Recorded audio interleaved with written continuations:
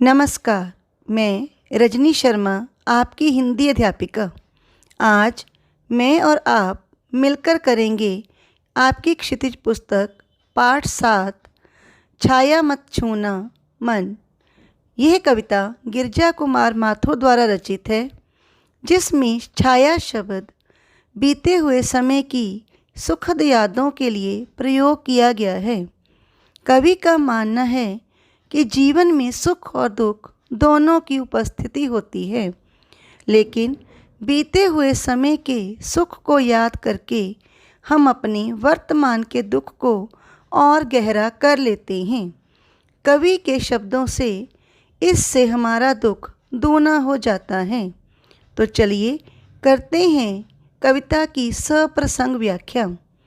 छाया मत छूना मन होगा दूना, जीवन में सुरंग सुधियाँ सुहावनी। सुरंग सुधियाँ अर्थात रंग बिरंगी यादें, छवियों को चित्रगत फैली मन भावनी। तन सुगंध शेष रही बीत गई यामिनी, कुंतल के फूलों की याद बनी चांदनी। भूली सी एक छुअन बनता हर जीवित क्षण, छाया मत छूना मन होगा दूना। छाया मत छूना मन होगा दूना। कुंतल अर्थात लंबे केश। कवि अपने मन से कहता है, हे मन, तो कल्पनाओं के जगत में विचरण मत कर। पीछे समय की बीती हुई यादें तुझे भ्रमित करेंगी। इससे तुम्हारे मन का दुख दुगना हो जाएगा। यथार्थ से भागना व्यर्थ है, इससे केवल निराशा ही हाथ लगती है।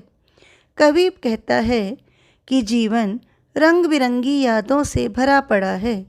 ये यादें सुहावनी प्रतीत होती हैं। कवि को प्रिय मिलन की मधुर स्मृतियाँ आज भी याद हैं। केवल देह की गंध ही यादों में शेष रह गई है।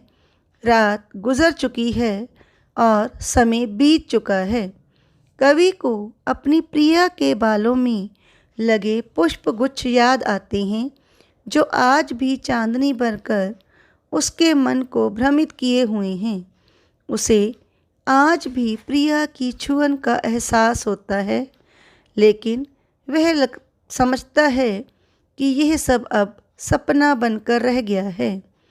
इन स्मृतियों की छाया को छूने से केवल अब कष्ट ही होंगे, क्योंकि वे क्षण लौट कर आने वाले नहीं हैं। चलिए करते हैं काव्यांश 2। यश है या ना वैभव है, मान है ना सरमाया। जितना ही दौड़ा तू उतना ही भरमाया। प्रभुता का शरण बिंब केवल मृत तृष्णा है। मृत तृष्णा अर्थात हिरण की प्यास। हर चंद्रिका में छिपी एक रात कृष्णा है। चंद्रिका पूर्णमासी की रात और कृष्णा अमावस्या। जो है यथार्थ कठिन उसका तू पूजन, छाया मत छूना मन होगा दुख दूना।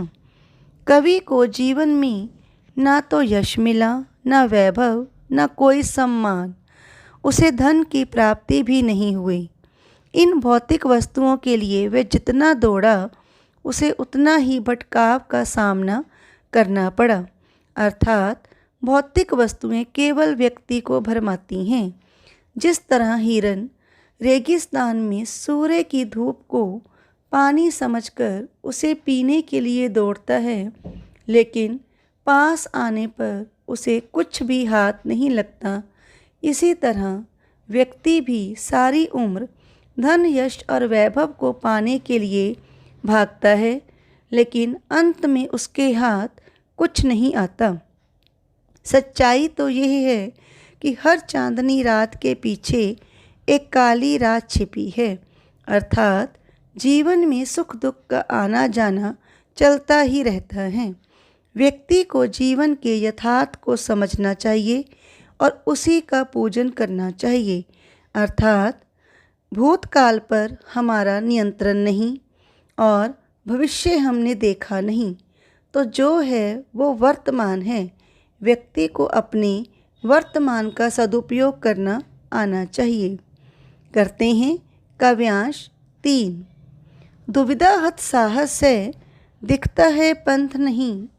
देह सुखी हो पर मन के दुख का अंत नहीं। दुख है ना चांद खिला शरद रात आने पर। क्या हुआ जो खिला फूल रस बसंत जाने पर। जो ना मिला भूल उसे कर तो भविष्य वर्ण। छाया मत छूना मन होता होगा दूना। कवि मन में साहस करते हुए दुविधाग्रस्त रहता है। वह असमंजस की स्थिति से घिरा रहता है। मन में अदम्य कामना जनित साहस होने पर भी उसका द्वंद्व बढ़ जाता है। उसे साहसपूर्ण कदम उठाने का मार्ग नहीं सूझता। दुख अनंत है। यदि शरद ऋतु की रात में चांद ना खिले और वसंत ऋतु आने पर फूल ना खिले तो बाद में इनके खिलने से क्या लाभ। अर्थात समय बीत जाने पर मिली हुई उपलब्धि कभी कभी कष्ट ही पहुंचाती है। अतः कवि कहना चाहता है, व्यक्ति को जो नहीं मिला उसे भूलकर वर्तमान में जीना चाहिए और भविष्य की सुध लेनी चाहिए। मनुष्य को कल्पना लोक में विचरण छोड़ देना चाहिए, क्योंकि इससे कुछ नहीं मिलता।